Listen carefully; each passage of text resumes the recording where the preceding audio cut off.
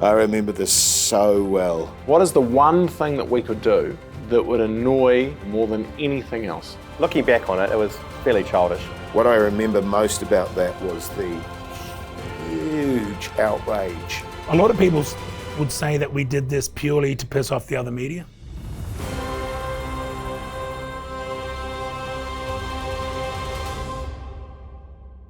I mean, I guess the first question people would be asking seeing this footage is, why? But I know that it was intended to aggravate a certain sporting personality. I think that was the last game of the series, the 5th game against India.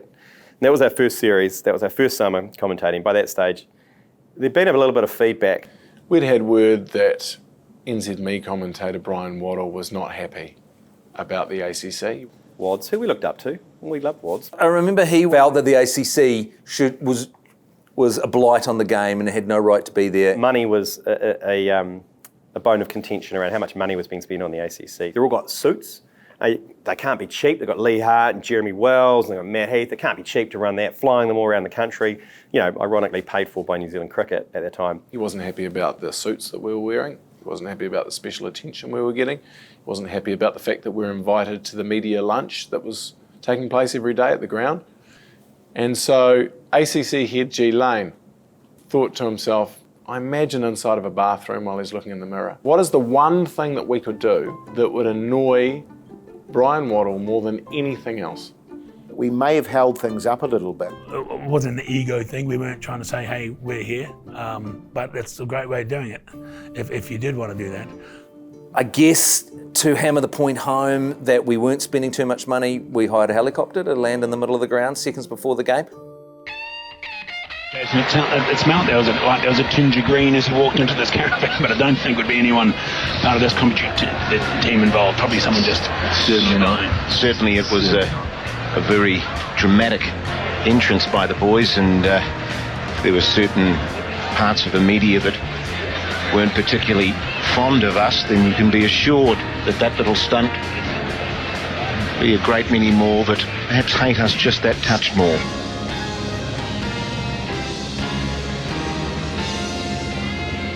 I suppose your first question would be, how did we get permission to land a helicopter in the middle of the Cape Tin during a cricket match? Well, the short answer is we didn't. New Zealand Cricket said, yep, we're cool with it if the stadium are cool with it. We rang the stadium said, we're cool with it if New Zealand Cricket are cool with it. So I took that as a green light and said, okay, it's fine. ACC head G Lane had organised the helicopter, who said, this sounds like a great idea, the helicopter company, who just happened to be located just over from the Sky Stadium. So they were only, 200 metres away?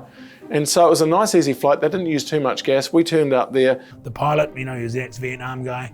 He came in low and fast and came around the back there. And we flew over the top. The New Zealand Cricket were on board with it. It seemed like a good idea to them. I can't believe we were allowed to do that, actually. Often we take the approach of seek permission later. If you ask permission to do that, there's no way anyone would give you permission. So you're better off just doing it and apologising later on. And that's what we did, but I don't think we apologised. All the other commentators and sports journos and so forth were filthy, absolutely filthy about it. Word got out we were doing this. I told Sky we were doing it. Sky camera was focused on the radio box. Let's just say when that chopper landed and the ACC got out, there were things thrown around that room. Poor Wads, he didn't even get given a car park pass for that day, so he had to park in the public car park about a kilometre away and walk.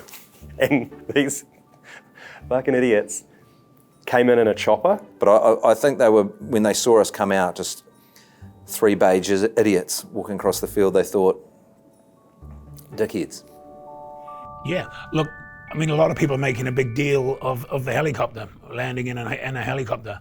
But no one's talking about the cocktail barman we had in the back of the caravan. I was quite excited to hear about cocktail hour being served by a topless bar person, and it's going to be quite exciting until I found out his name was Brian.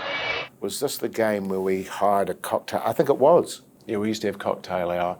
The ACC caravan has been referred to by officials and stadium staff and the police as a Trojan horse. There was some seats that I guess they're used for keeping camping gear and stuff, but they often seem to be full with a lot of bottles. So we thought, well, why don't we bring our own mixologist in with us, and then he can make us drinks in the back of the caravan, and we won't have to go anywhere. We can just sit in the caravan, commentate, have beautiful cocktails made for us, drink and watch cricket at the same time. I mean, we were living the dream. And it certainly took the edge off, especially after a big flight like that. Not only a few bottles, but an actual bartender and a bar. And he was making cocktails all afternoon. And I remember we ran out of mixer, and he started mixing beer with spirits, and that's when things went slightly wrong. I thought it was taking the piss, and that's why I probably only had 7 or 8 of those cocktails in protest. I thought it was a bridge too far. Yeah, I mean, I spoke out against that, being the sort of team leader that I was. I thought it was a dangerous game for the ACC to be playing, to get a cocktail bartender in there. And I thought that it might, make us a little bit unfocused. But it seemed actually, weirdly enough, to improve the performance of a lot of the ACC commentators. 2 or 3 or 7 or 8 cocktails seemed to improve their commentary out of hand. Coach of the Black Caps, Mike Hesson, his dad, runs an ostrich farm. I knew that. I paid a visit there and put down a few ostriches on his property. So you're almost a vet for hire? So it wasn't a Ewan McDonald type situation? No, I was in the area. He's on the back. He's trying to work it through cover, but there's no run. That's it. 9 overs gone, 20 for 1. So you're saying, Lee, that you...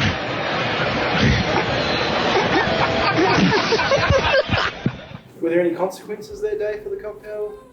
Were there any consequences? Probably.